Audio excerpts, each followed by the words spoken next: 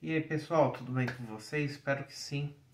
Hoje é dia 12 de abril de 2023 e hoje nós vamos analisar o sétimo episódio de The Mandalorian.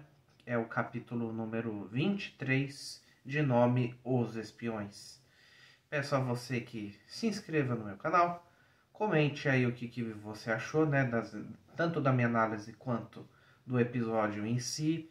Dê seu like, vamos compartilhar, vamos aí ter essa interação maravilhosa, tá certo, gente? Porque a gente tá aqui para isso, não só eu conversar, eu falar só de um lado, é para você também falar comigo para que a gente tenha essa interação maravilhosa de fã para fã de Star Wars, tá certo, gente?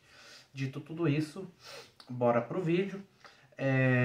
Tô aqui com a minha colinha aqui na minha frente, tem a minha telinha aqui de sempre, para que a gente possa estar falando sobre os principais pontos desse episódio, que foi muito interessante, tá certo, gente?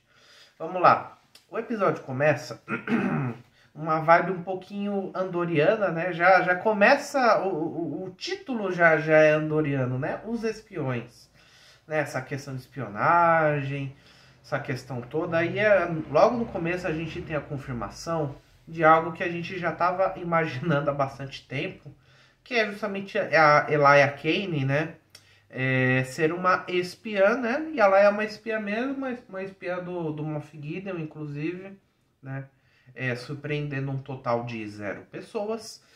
E nessa cena me chama a atenção não só a surpresa do Moff Gideon em saber que Nevarro foi salva e que aqueles piratas foram mandados pela Elia Kane desde o princípio, mas também o tamanho do probidode que vai lá exibir o holograma dela, né? Dele, né? Para que ela pudesse conversar com ele.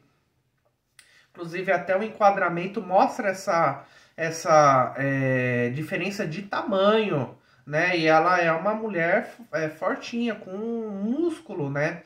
Isso fica muito claro, né? Inclusive, tem muita gente que chama ela de Alessandra Negrini do Star Wars.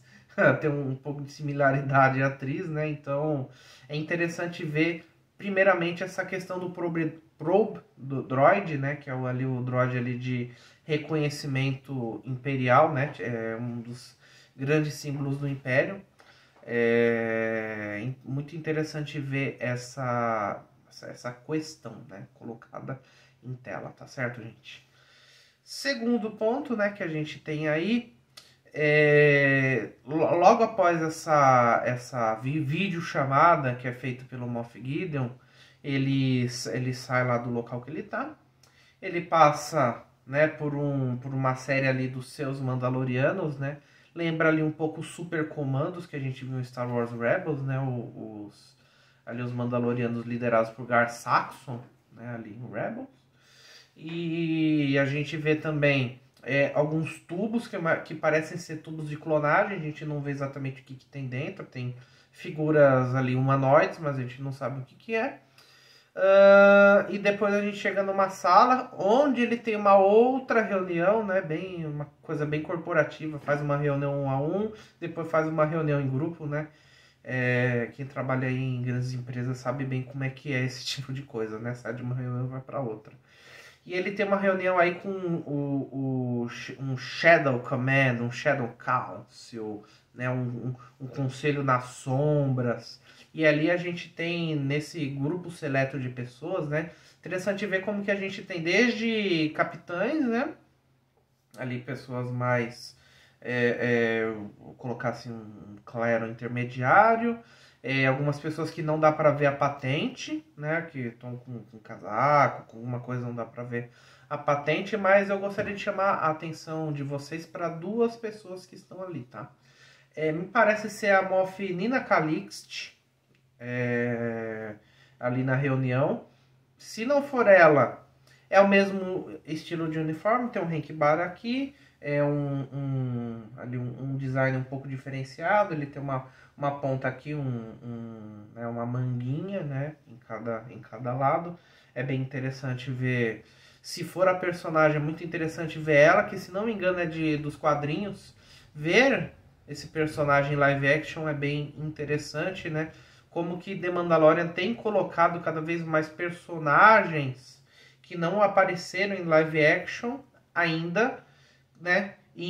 Colocando isso em prática em The Mandalorian, né? Bem interessante essa prática. Inclusive, eu acho que a gente também vê pela primeira vez também Brandon Hux. Para quem não sabe, Brandon Hux é pai de Armitage Hux. Armitage Hux é o General Hux que a gente conhece ali na trilogia sequel, né? Eu ia falar Redhead, né? Que é ruivo em inglês. Aquele ruivinho danado e bem exigente para utilizar um eufemismo aqui, né? É chato mesmo, chato pra caralho. Mas enfim, é interessante ver como ele já é, tipo assim, um pouco do gênio do próprio Armitage, como você vê isso no próprio Brandon, ali na forma dele de lidar com o Moff Gideon, que é uma pessoa ali que aparentemente é quem preside esse conselho. É falado sobre o Thrawn, né? Ah, Thrawn, não sei o que lá, cadê? Não aparece.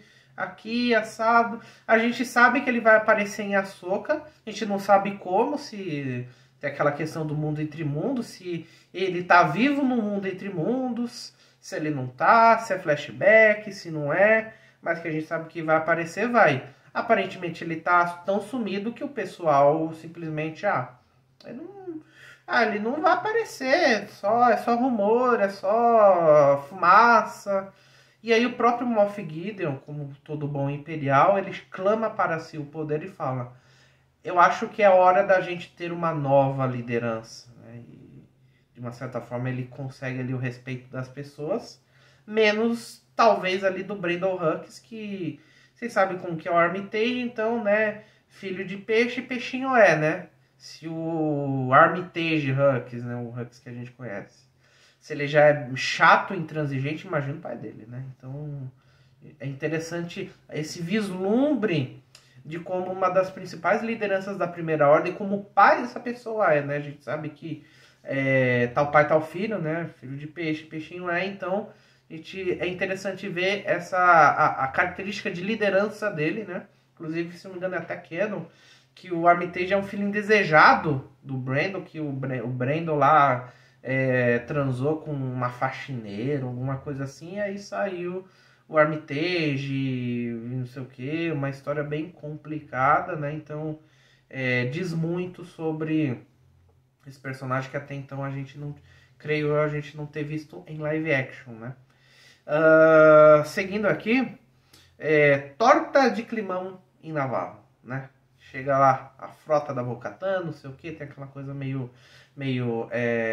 western, né? Aquela coisa meio um olha pro outro, qual é que não é, qual foi, pá, tal. E o Paz Vizsla, como sempre, sempre escolhendo alguém pra ficar lá só olhando assim, né? Tipo, seu filho da mãe, né? Sempre quer caçar uma briga esse homem, né? Pelo amor de Deus, né? Mas Mandaloriano, a gente tem que entender, os caras são assim, gostam de brigar, gostam dessas coisas, né? Mas fazer o que, né? A cultura dos caras e é isso aí.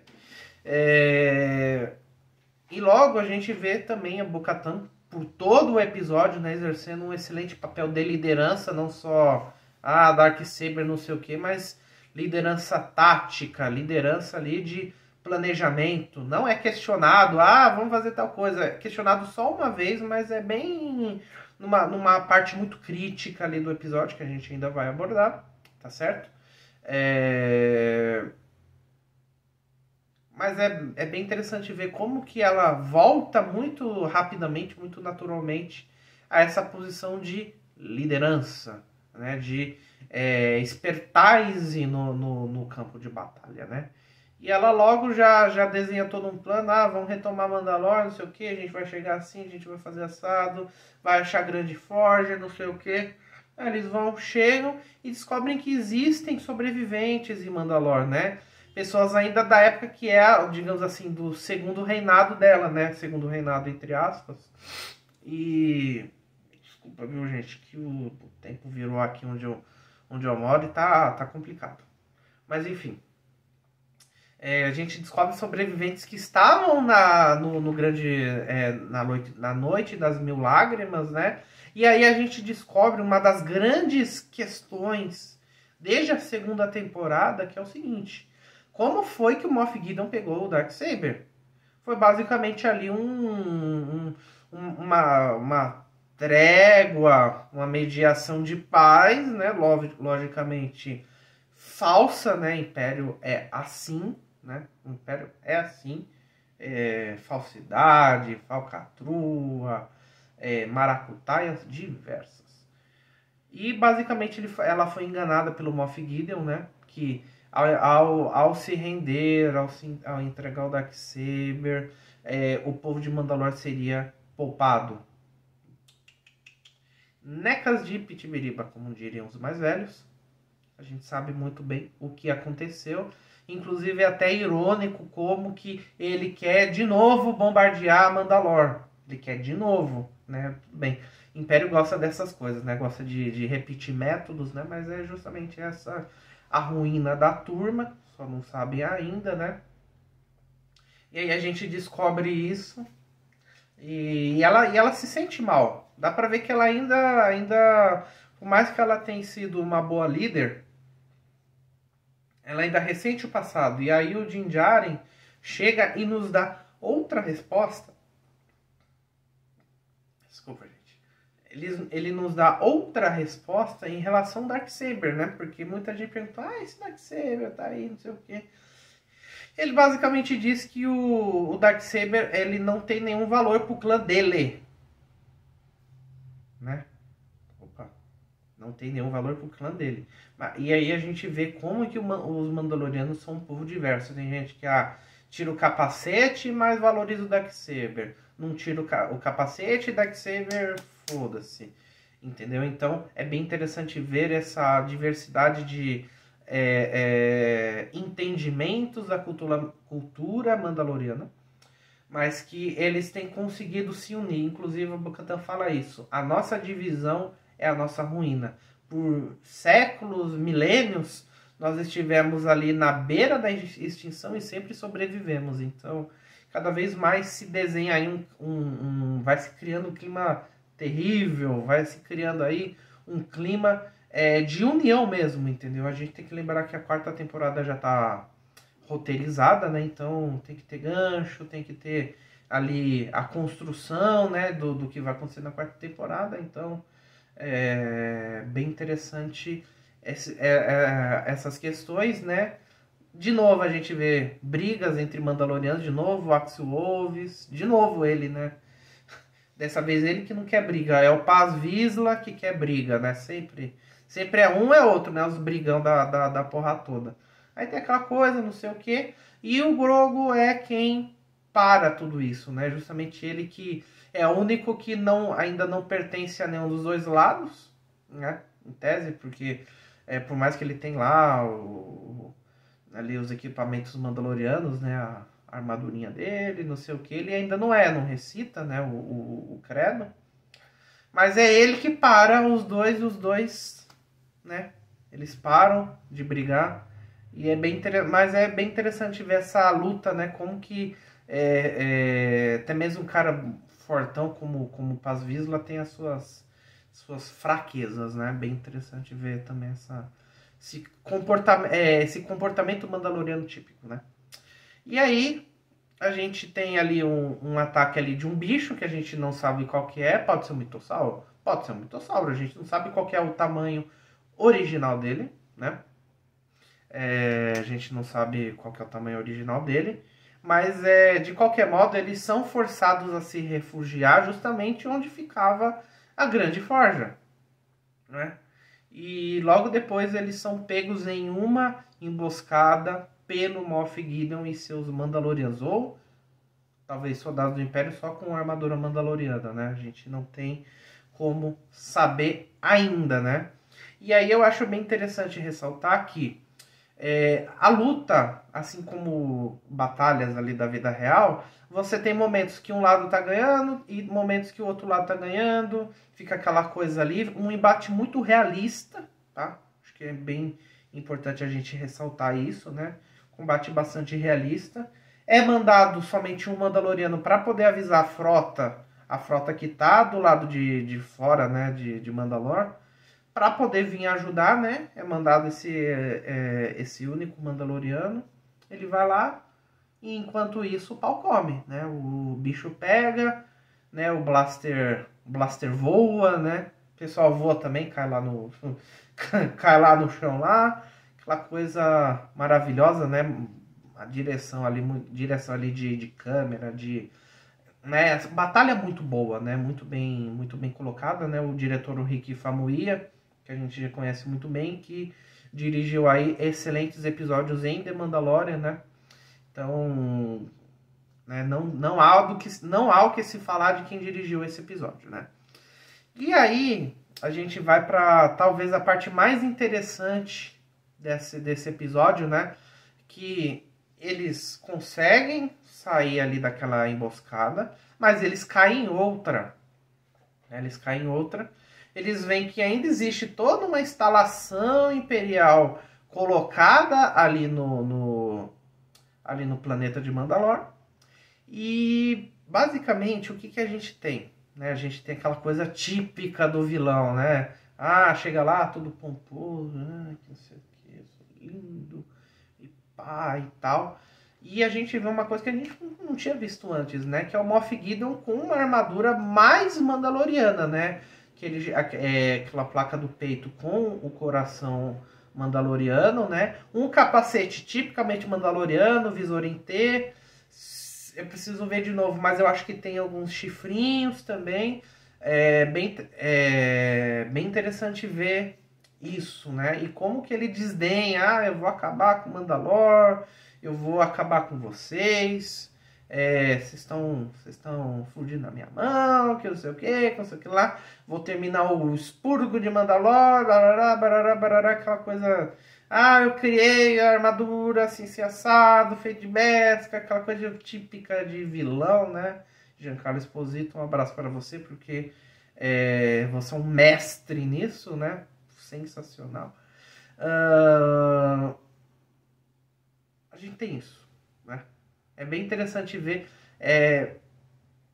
E aqui eu coloco uma coisa para vocês. Será que o Moff Gideon ele tem algum tipo de ligação de sangue ou de consideração com o Mandalor a ponto dele querer destruir isso? Ou ele é uma cópia barata do Thrawn que admira a cultura dos seus inimigos, que os estuda, mas não sei o que, sabe aquela coisa, aquela pegada meio Thrawn, tipo, eu queria ser muito o Thrawn, né? Também admiro a arte, também admiro os valores e a cultura dos meus inimigos, não sei o que. Não sei. Mas é interessante ver como que ele adota para si, né? Ter um capacete com o visual mandaloriano, um chest plate, né? Com características mandalorianas, sendo que em tese não precisa dessas coisas, né? Então, também eu acho que é um ponto aí que é pra gente ficar bem atento, tá certo, gente? E aí a gente tem uma surpresa muito grande, né? O Din Djarin, a princípio, ele ali é capturado, mas consegue-se ali uma distração para que ele consiga fugir, né? E aí a gente tem mais um sacrifício. Esse é o spoiler pra caramba. Eu nem falei no começo do vídeo. Olha, se você não gosta de spoiler, não assista esse vídeo, tá certo, gente? Mas eu acho que esse talvez é o segundo ponto mais principal daqui do episódio. O sacrifício de Paz Vizsla para poder salvar a Bo-Katan e o pessoal, entendeu? O Paz Vizsla, ele sempre foi aquele cara que suspeitou muito, que nunca botou muito crédito, que aceitou, mas nem sempre com muita ênfase, com muita alegria, com muita sinceridade, mas quando foi necessário ele se sacrificou, né? E ele se sacrificou muito bem, ele conseguiu acabar com os Mandalorianos imperiais, né, entre aspas, a gente não sabe, né, como eu já coloquei aqui. Mas aí a gente tem a guarda pretoriana do Moff Gideon, pois é. Me lembrou muito ali os Purge Troopers, né, tanto ali no combate em si, né, a forma de agir, né, em grupo e tal, mas também, lógico, né, aludindo muito aí aos guardas pretorianos da primeira ordem, né, sempre a primeira ordem sendo aí um ponto de atenção aqui, né, sempre ali uma coisa que está sendo construída, sendo aludida, né, nesses episódios de The Mandalorian. É interessante ver como que, tudo bem, ele já estava ferido e tal, mas como os três deram conta facinho, né? Facinho do Paz Vizsla. Se sacrificou, né? Aquela parte. Engraçado, né? Ali eu tive raiva, vontade ali de explodir uma bomba nuclear só naqueles três ali, entendeu? Pra acabar com os filha da puta daquele, né? Você vê como que é engraçado, né? A gente não gosta muito do Paz Vizsla, ele é briguento, não sei o que, mas quando ele se sacrifica, a gente fica com raiva de quem acabou matando ele, né? E aí o episódio acaba com a Bo-Katan utilizando o Darksaber para poder fazer um buraco ali ali na comporta, né? Eles estão entre duas comportas. Ela faz um buraco na outra para que eles possam se reagrupar e sair dali, é claro, né? Então, porque ali aparentemente vai ser bombardeado, né? Inclusive tem até toda uma frota de TIE Fighters que o Brandon manda pro Moff Gideon. Eu até esqueci de falar isso, né? Como que o Brandon ele tem um estilo intransigente, o Moff Gideon se utiliza ali dos seus joguetes, de argumentos para forçar o Brandon a ceder parte da sua tropa, né? Então, será que a gente vai ver um expurgo de Mandalore versão 2? Eu acho que isso vai ficar para a próxima season, né? Eu acho que talvez esse vai ser o grande gancho. Será que o Império vai conseguir bombardear Mandalore de novo? Porque agora a gente só tem um episódio restante, entendeu? Vão ser deixadas perguntas, vamos ter muitas perguntas respondidas, né? Mas eu acho que o gancho tá aí, entendeu? Será que o Império vai ter força o suficiente para, digamos assim, terminar o serviço? Talvez alguém possa surgir nisso daí também, entendeu? Será que não vai surgir mais alguém da Nova República, alguma coisa nesse sentido? A gente não sabe, certo? Não sabemos. Eu acho que já tá dado o grande gancho para a quarta temporada. Tá certo, gente? Um episódio sensacional. Recomendo assistir mais de uma vez. Tem muitos detalhes, principalmente ali nas cenas ali que eles estão em grupos, né? Criançada e tal. Inclusive, pequeno blooper ali. A Armeira sabe pilotar naves imperiais, entendeu? Porque aquela nave da Bo-Katan ela é de origem imperial, então é bem interessante ver também essa questão da armeira também, né? E a gente tem que lembrar que a armeira tá lá em cima, ela voltou para a nave para poder levar o pessoal ferido dos sobreviventes, né? Então, episódio sensacional, com muitas coisas para analisar, mas esses foram para mim os pontos principais, né? E é isso aí. Semana que vem já acaba, a gente tem que se preparar mentalmente para isso, mas foi um episódio excelente. E é isso aí, gente. Curtam, comentem, compartilhem. Vamos juntos discutir essa saga que a gente tanto ama, tá certo, gente? Forte abraço a todos, até a próxima aí. Valeu!